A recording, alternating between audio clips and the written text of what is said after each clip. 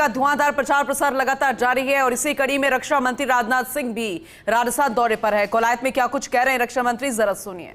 और इस मंच के आने पर मैंने ये प्रत्यक्ष आदरणीय देवी सिंह जी भाटी को देखा तो मुझे बहुत ही सुखद अनुभूति हुई। मुझे आपको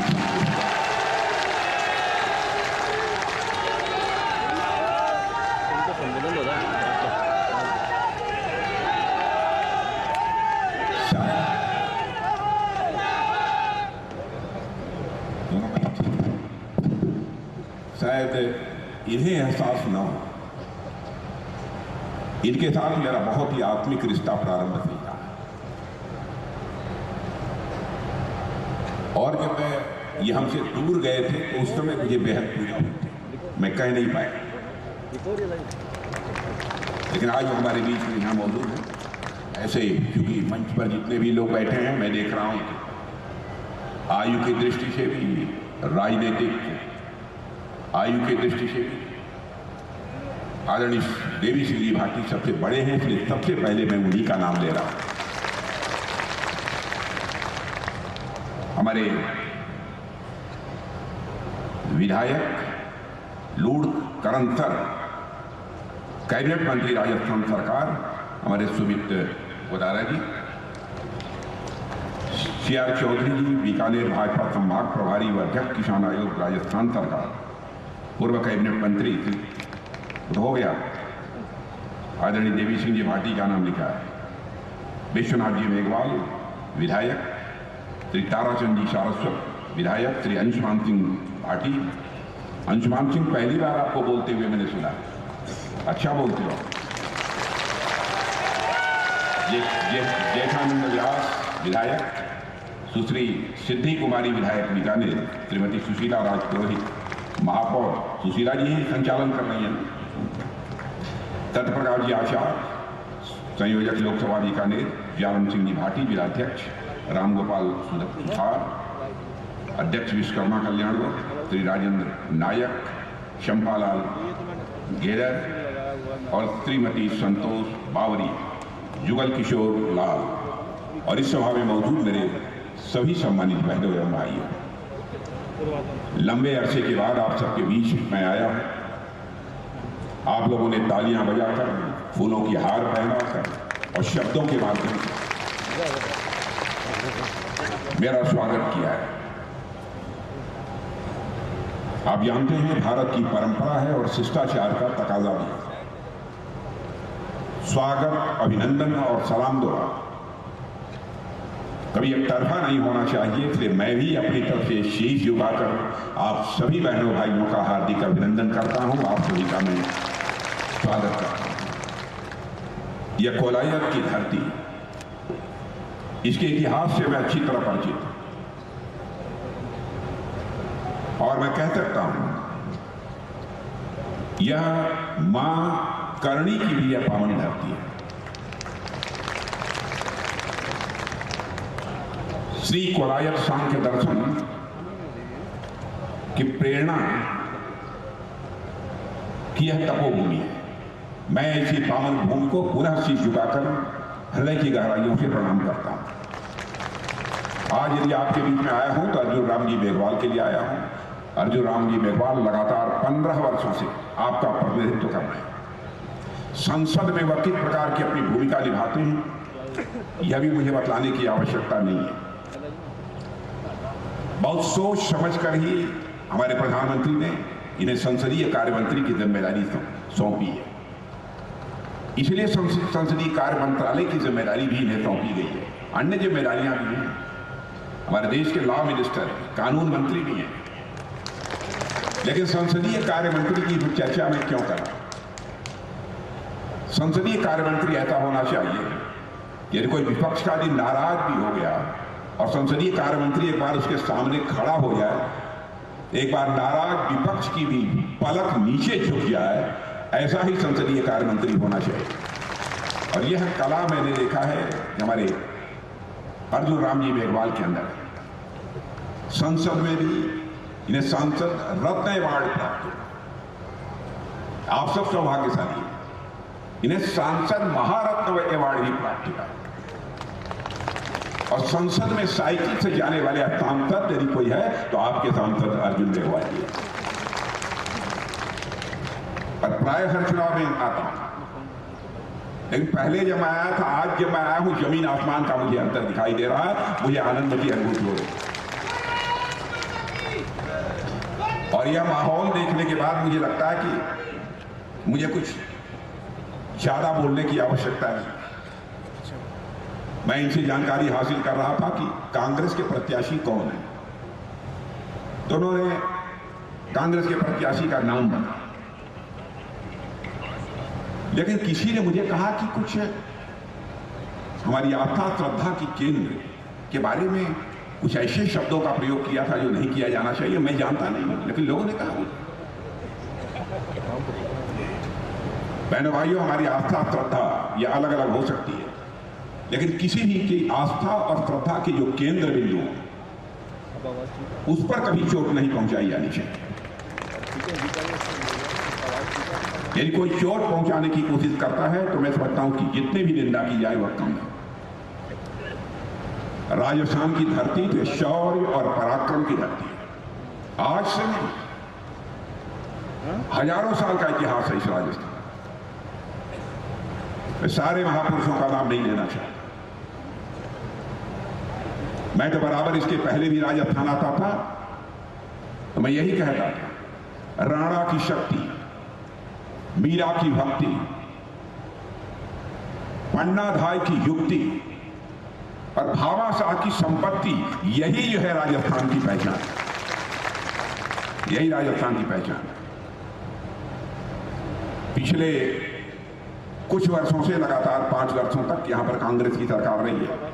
कैसी सरकार रही है उस संबंध में मुझे बताने की आवश्यकता नहीं है, आप लोग मुझसे बेहतर जानते हैं। कानून और व्यवस्था नाम की तो कोई चीज रही नहीं। घर में घुसकर गला काट लेते, लोग मार दिए जाते, यह हालात था। लेकिन हमारी सरकार आने के बाद भजन लाल जी शर्मा मुख्यमंत्री बने हैं। उन्होंने कानून और व्यवस्था को जिस तरीके से चुस्त दुरुस्त करने के लिए प्रभावी कदम उठाए हैं, इसके लिए मैं भजन लाल जी शर्मा को भी अपनी तरफ से बधाई देना चाहता हूं। मुझे जानकारी दी गई कि 9,371 आदतन जो अपराधी थे उनको उठाकर जेल में भेज दिया है और 646 जो इनामी टॉप 10 श्रेणी के जो अपराधी थे, ऐसे सारे बदमाशों की भी गिरफ्तारी की गई। मैंने कानून और व्यवस्था को चुस्त दुरुस्त करने के लिए जो भी कदम उठाए जा सकते हैं वह भजन लाल जी शर्मा ने उठाए।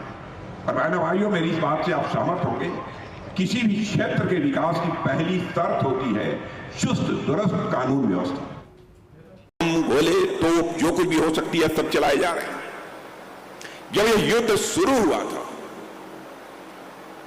तो यहां पर हमारे यहां भारत के रहने वाले बहुत सारे बच्चे जो यूक्रेन में पढ़ते थे, उनके माता पिता ने कहना यह प्रारंभ किया कि मोदी जी चाहे जैसे भी हो हमारे बच्चों को यूक्रेन से निकालकर आप भारत ले आइए। संकट की स्थिति थी, चुनौतीपूर्ण स्थिति थी। बहनों भाइयों, हमारे प्रधानमंत्री ने क्षण भर की देर नहीं लगाई, उन्होंने रूस के राष्ट्रपति मिस्टर पुतिन को टेलीफोन मिलाया, यूक्रेन के राष्ट्रपति मिस्टर जेलेंस्की को टेलीफोन मिलाया और साथ ही अमेरिका के राष्ट्रपति मिस्टर बाइडेन को टेलीफोन मिलाया। और आपको जानकर खुशी होगी 4.5 घंटे के लिए युद्ध रुक गया और 22,500 हमारे जवान भारत आ गए। यह है भारत की हैसियत। हमारे सेना के जवान भी अपनी शहादत देते हैं, अपना सब कुछ न्यौछावर करते हैं, इसीलिए न कि भारत माता का मस्तक सारी दुनिया में ऊंचा हो। और किस लिए करते हैं? भारत माता की आन बान शान पर कभी आंच नहीं आनी चाहिए, यही हसरत होती है, इसीलिए सब कुछ करते हैं। और इन लोगों की अजीबोगरीब हालत हो गई है। भाजपा को हटाओ चाहे जो कुछ भी हो, भाजपा नहीं रहनी चाहिए, यह इन लोगों का कहना है। मैं रक्षा मंत्री हूं, रक्षा के मामले में मैं जानता हूं, राजस्थान के लोग बहुत जानते हैं, बहुत कुछ जानते हैं। जानते हैं यहां जो तोप, गोले, बारूद, मिसाइल पहले हम दुनिया के दूसरे देशों से खरीद कर लाते थे, माने आयात होता था, इंपोर्ट होता था। हमारे प्रधानमंत्री ने फैसला किया कि नहीं, भारत इन मामलों में भी आत्मनिर्भर बनना चाहिए। बहनों भाइयों, 2014 में जब हम लोगों की बनी थी, उस समय केवल 600 करोड़ रुपए का सामान हम दुनिया के दूसरे देशों को एक्सपोर्ट कर पाते थे। अब लग 600 करोड़ कुछ नहीं होता। आपको जानकर यह खुशी होगी कि 10 वर्षों के अंदर ही वह करिश्मा हो गया है। 21,000 करोड़ रुपए का हम लोगों ने एक्सपोर्ट दुनिया के दूसरे देशों को किया है और दुनिया की टॉप 25 एक्सपोर्टर कंट्रीज में आकर हमारा ये भारत खड़ा हो गया है। और मैं यह भी जानकारी आपको देना चाहता हूं, इंजन भारत में नहीं बनता था। बहनों भाइयों, 1 साल के अंदर देख लेना, भारत की धरती पर इंजन बनेगा, भारतवासियों के हाथों से इंजन बनेगा।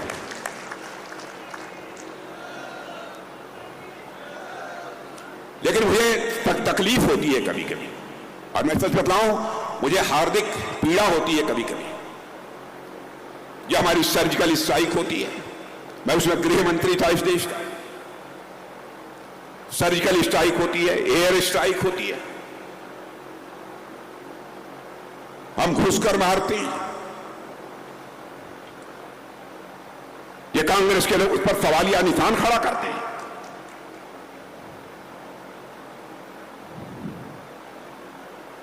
हमारे सेना के जवानों की शौर्य और पराक्रम पर यह प्रश्न चिन्ह लगाने की कोशिश करते हैं।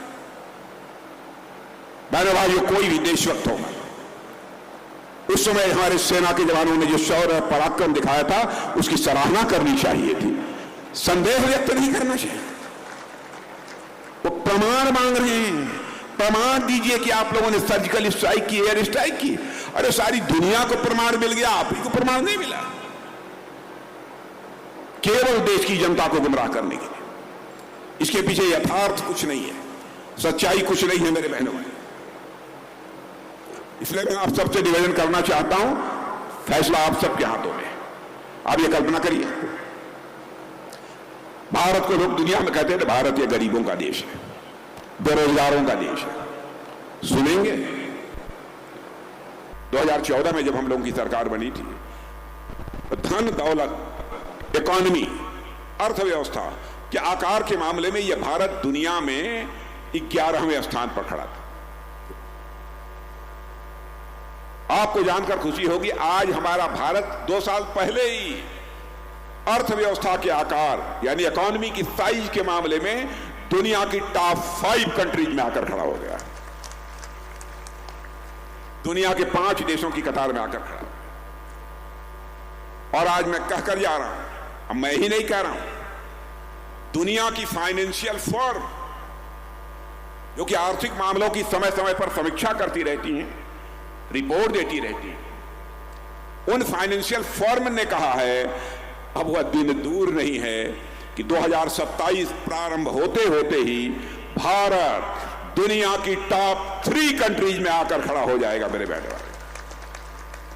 अमेरिका होगा, चाइना होगा, उसके बाद दुनिया में कोई देश होगा तो उस देश का नाम होगा भारत।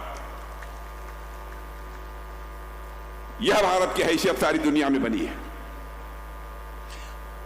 बराबर पहले घोटाले पर घोटाले, घोटाले पर घोटाले, और ये कांग्रेस के लोग कहते हैं कि भ्रष्टाचार पर इन्होंने रोक नहीं लगाई। बहनों भाइयों, अपने कलेजे पर हाथ रखकर खुद से यह सवाल पूछिएगा,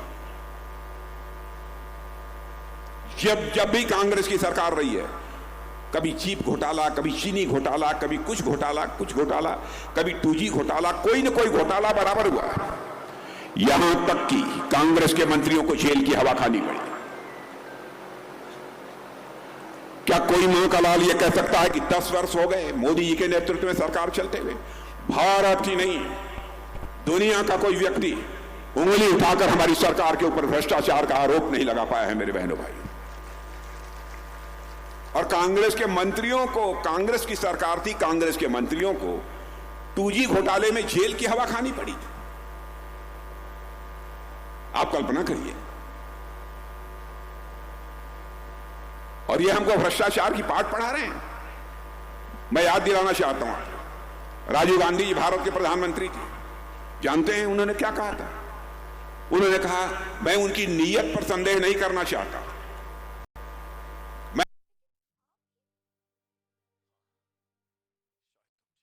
रक्षा मंत्री राजनाथ सिंह को तो तमाम बातें उन्होंने ऐसी कही जिस पर सीधा प्रहार था कांग्रेस पर। ये कहा कि आखिर कांग्रेस ने अभी तक किया क्या है, लेकिन मोदी के कार्यकाल में कितनी सारी चीजें ऐसी हुई जिसका सीधा लाभ जनता को पहुंचा है, चाहे भ्रष्टाचार को दूर करना हो। लेकिन कांग्रेस कहती है कि आखिर मोदी ने किया क्या है, आखिर भारतीय जनता पार्टी ने किया क्या है, ये तो जनता जानती है। हालांकि केंद्र सरकार की योजनाओं का भी बखान वो करते नजर आए, कटाक्ष करते नजर आए विपक्ष पर, कांग्रेस पर, और अभी चुनावी दौरे पर पहुंचे हैं मरुधरा राजस्थान में। बीकानेर के कोलाय से तस्वीरें आपको दिखा रहे हैं। रक्षा मंत्री राजनाथ सिंह कोलायत में जनसभा आयोजित की जा रही है और वहीं पर बोलते नजर आए। राजनाथ सिंह तमाम ऐसी बातें कही जिसका सीधा असर जो है वो जनता पर पड़ेगा अगर जनता सही तरीके से तो 100 पैसा आपकी जेबों में पहुंचता है। बहनों भाइयों, एक पैसा भी भ्रष्टाचार की भेंट नहीं चढ़ने पाता। भ्रष्टाचार केवल भाषण देकर नहीं समाप्त किया जाता। भ्रष्टाचार को यदि समाप्त करना है तो सिस्टम में बदलाव लाना पड़ेगा, व्यवस्था में बदलाव लाना, तब जाकर भ्रष्टाचार समाप्त होगा। कई ऐसे कदम, अब कोरोना के दौरान जो स्थिति पैदा हुई थी, दुनिया के हर देश, आप ये कल्पना करिए, दुनिया का अकेला देश भारत है जहां पर कि नागरिकों को 3-3 कोरोना की डोज लग गई, वैक्सीन की, कोरोना वैक्सीन की डोज 3-3 लग गई। अमेरिका जैसे देशों में भी बहनों भाइयों हर नागरिक को 3 डोज कोरोना की नहीं लग पाई है वैक्सीन की। हम भारत को उन्नत शिखर पर ले जाना चाहते हैं, ये हमारे दिल की एकता है, और जो कहेंगे वह करेंगे। हमारे घोषणा पत्र को उठाकर देखें, जो हम लोगों ने कहा वो हम लोगों ने किया। धारा 370 समाप्त करने की बात हम लोगों ने कही थी, संसद के दोनों सदनों में बहुमत मिला, चुटकी बजाकर हम लोगों ने धारा 370 को समाप्त किया। हमने कहा था 3 तलाक की प्रथा को समाप्त करेंगे, बहुमत मिला, चुटकी बजाकर 3 तलाक की प्रथा को समाप्त करें। बहनों भाइयों, चाहे हिंदू की, मुसलमान की, ईसाई की, पारसी की, यहूदी की, या दुनिया में कोई भी मां बहन क्यों न हो, किसी जाति और किसी धर्म की क्यों न हो, हम उसको मां बहन ही मानते हैं। यह हमारी सोच। हमने यह नहीं देखा कि हम किस धर्म के लोगों के लिए कर रहे हैं। हमको लगा कि जुल्म हो रहा है हमारी उन बहनों के साथ जो केवल शादी हो जाने के बाद 3 बार तलाक तलाक तलाक बोलकर छुट्टी कर दी। 3 तलाक के कानून को समाप्त कर दिया। जो हम कहेंगे वह करेंगे। और आज कहकर जा रहा हूं, भारत को हम बुलंदियों तक ले जाएंगे। बहनों भाइयों, भारत जाकर रहेगा। मोदी जी का हौसला देखिए। कभी कभी मैं बैठता हूं तो मैं कहता हूं कहां से आपको इतनी ऊर्जा आती है। सारा 24 घंटे देश कैसे आगे बढ़ेगा, हम रहें न रहें, यह देश रहना चाहिए, यह हसरत यदि किसी के अंदर है तो हमारे प्रधानमंत्री के अंदर।